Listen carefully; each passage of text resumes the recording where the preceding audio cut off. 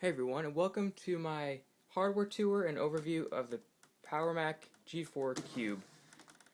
I've had this for a while now. I just haven't got around to making a video. Excuse if my voice is a bit stuffy. I do have a cold right now, and that's actually why I'm here making this video. So, I bought this about, I say, sorry about that, 4 months ago. It's actually all in pieces. So, I got it all for 30 bucks, not a bad find for a cube, all in pieces. Assembled it, and all it's missing is the power adapter. So that's why it's only going to be an overview and a hardware tour. I might do a, kind of just a performance view on it once I do get the power adapter, but, I mean, if you really want that, you just dig farther on YouTube.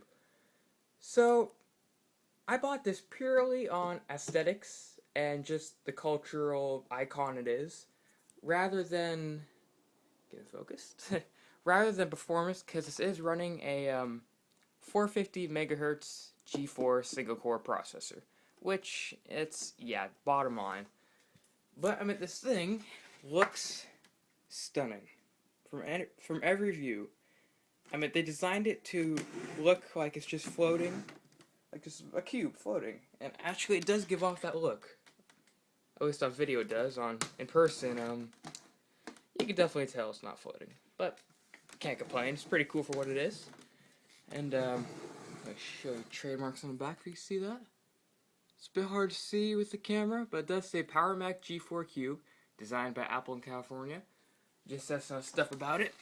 Up top, you got your main, I guess you call it a central flow vent, because the cubes never had fans. It's all just central air flowing through and cooling the system. Very genius by Apple. There's touch power button. I would turn it off. I did have the power adapter. Your CD insert. And, well, there's not much more. It's outside. Let me, how do I do this? Sorry about that. Just don't know how I'm going to flip this over, considering I do not have a tripod at the moment. Give me a second. Be right back. Sorry about that. It takes two hands to flip the cube.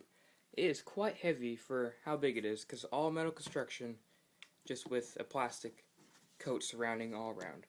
Let's move on to the ports. Got one Ethernet port, two FireWire 400s, two USB 1.1, modem, power jack, your VGA, and APIs. It does support API.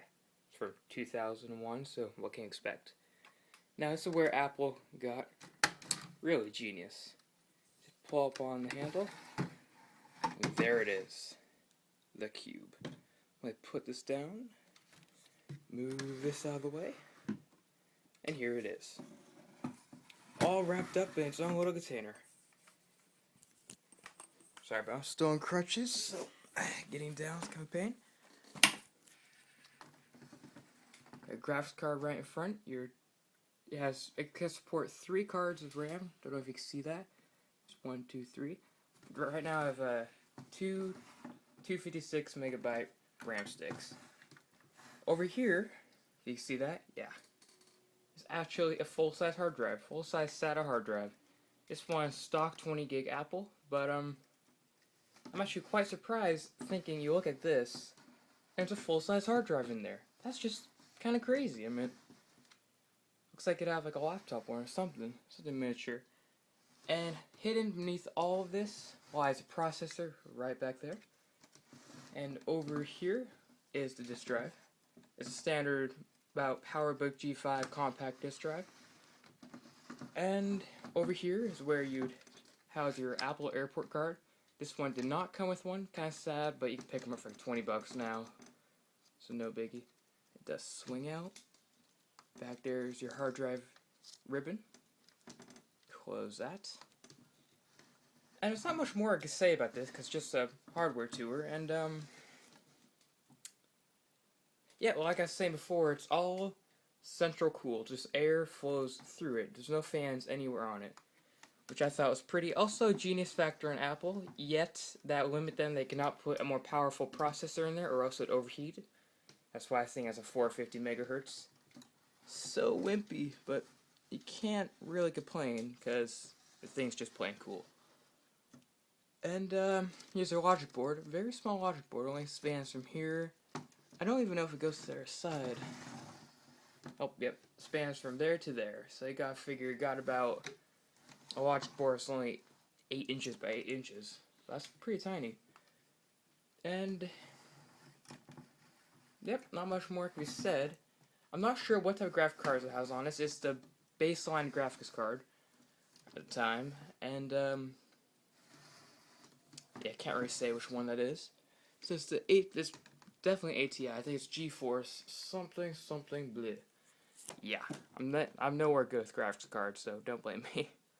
I'll put it down in the information afterwards. But yep, so this has been the hardware tour and overview of the Powermac G4 Cube, and stick around for a review on how it runs and everything once I get the power adapters. Will be soon.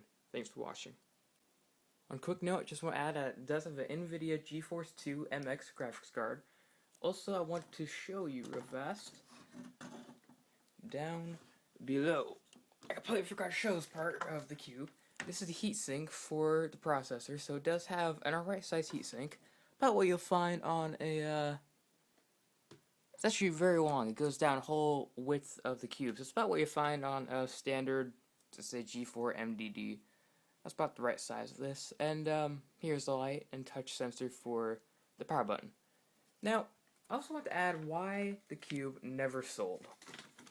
Don't get me wrong, it's a great looking machine, great machine in itself, but it just didn't sell because, to me, I think it's ahead of its time. It did look completely different than anything else at the moment, 2001.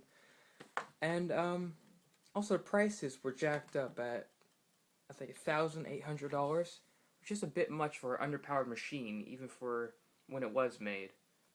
I mean, you had at the same time Powermacs going with, what, dual 1.25 gigahertz processors, and this thing only has a single 450 megahertz. That's just a bit underpowered for the price you're paying. Get something a lot better. But for a collector's standpoint, that's what makes it great. It's one of a kind. I mean, you won't find it's made by anyone else but Apple, and there's not that many out there. Especially in some other countries, like the US it probably has the most, because Apple, you know, being from here. But, yeah, I consider myself lucky to pick one of these up for $30. Well, thanks for watching.